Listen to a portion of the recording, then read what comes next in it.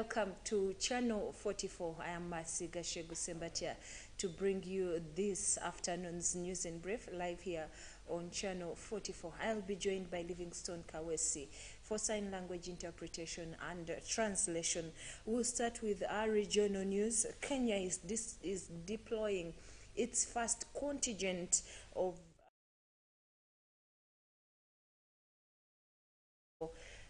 this week. President William Ruto will today morning preside over a flagging off ceremony in Nairobi for the Kenya Defence Forces battalion joining the regional peace forces.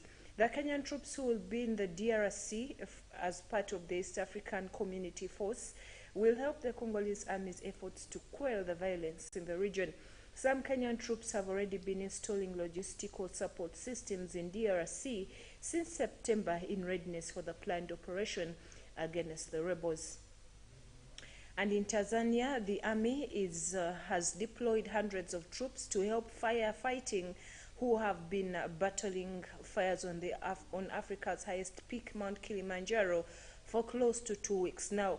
Army officials say the Tanzania People's Defense Forces will cooperate with other agencies and volunteer to ensure the fire is controlled before it causes more damage to vegetation on the mountain. A team on the slopes of the mountain witnessed some of the soldiers arriving at the two entry points on the mountain yesterday. A series of wildfires have been breaking out in different areas on the mountain after an initial fire started near a camp along a popular hiking route on the 21st of October. Moving on, scientists say that an invasive species of malaria-carrying mosquito from Asia has spread to Africa, where it poses a particular threat to city dwellers. In Africa, where the majority of global deaths from malaria occur, the disease is mostly spread by a mosquito specific to rural areas. The Anopheles stephensis species of mosquito which is responsible for most of the cases seen in India, and it is resistant to most insecticides in common use. The mosquito has already caused cases in Djibouti and Ethiopia to rise, seriously complicating efforts to eradicate the disease. Researchers say that if it spreads widely in Africa, it could put nearly 130 million people at risk. And in Somalia, the U.S. has sanctioned the Islamic State group, IS, in Somalia, and several of its alleged members said to be smuggling arms in East Africa. The IS mainly operates in the country's northeast, where it targets security forces and civilians in attacks. Despite receiving regional and international support, Somalia continues to grapple with deadly militant violence. IS Somalia has been active in the Horn of Africa nation since 2015. The sanctioned individuals are accused of providing support to the group's intelligence unit, smuggling arms across East Africa, and coordinating high-profile attacks. Some were former members of the Al-Shabaab group. In Asia, North and South Korea have both fired missiles landing in waters off each other's coasts for the first time. Seoul retaliated today 3 hours after Pyongyang launched a missile that landed less than 60 kilometers off the south city of Sokcho. The South's military said this was an unacceptable breach of its territory. It fired 3 air-to-ground missiles in response, which officials said landed a similar distance past the northern limit line. The demarcation line marks the rough midway point in the sea between North and South Korea, but the North has never accepted the boundary. Yesterday, North Korea warned that South Korea and the U.S. would pay the most horrible price in history if they continued joint military drills, seen as a veiled threat to use nuclear weapons. In the Middle East, former Israeli Prime Minister Benjamin Netanyahu is on course for victory in the country's general election, according to exit polls. The projections give his right-wing bloc a slim majority of seats over his center-left opponents, led by current Prime Minister Yair Lapid. Such a result would mark a dramatic comeback for Mr. Netanyahu, toppled last year after 12 straight years in power. The election was widely seen as a vote for or against Mr. Netanyahu's return. And in Brazil, the far-right President Jair Bolsonaro has broken the silence he had maintained since being defeated in Sunday's presidential election.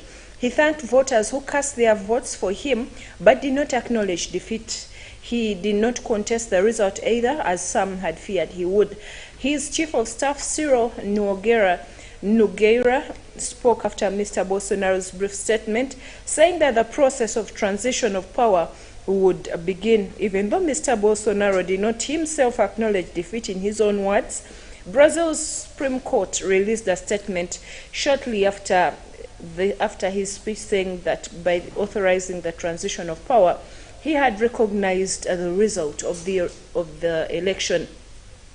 And in Kyiv, authorities say water and power supplies have been restored a day after a wave of Russian attacks on the Ukrainian capital's infrastructure. Announcing the resumption of services, Kyiv mayor yesterday said the scheduled partial blackouts would continue to manage electricity demand. The latest strikes followed an attack on Russia's Black Sea Fleet in Crimea. In Denmark, the center-left has secured the most votes in a general election, widely seen as a confidence vote in the country's leader. Prime Minister Red Bloc of parties has secured the required 90 seats to form a government. Had Social Democrats party unexpectedly gained 2 seats and secured its best result in 2 decades. But she wants to form a broader coalition and will now tender the government's resignation to the Queen. Finally, Chinese authorities have locked down a district in Zhengzhou City, which is home to the world's largest iPhone factory, under the country's strict coronavirus measures. The lockdown started today and is set to last for 7 days. The move may have an impact on production of the new iPhone 14, which is made at Foxconn's plant in the city. Chinese people and businesses are continuing to grapple with President Xi Jinping's rigid zero-COVID policy. Well, that brings us to the end of this afternoon's News in Brief. Thank you for watching Channel 44. Pastor Jessica Kayanja is coming on right at 1 p.m. with a great message that will help you be encouraged and be energized to go to the next level. I remind you of the Karamoja Cry. We are sending food relief to the people of Karamoja, as we have already started planting, plowing, and producing for them. What has been done is great, thanks to the Robert Kayanja Ministry partners. However, the need is still great. Please join us once again by sending your seed to the numbers that will be availed during the services, or you can bring your seed to the Miracle Center Cathedral. Today is the midweek service. You are most welcome to come and have fun in the presence of God. God bless you. Enjoy your afternoon.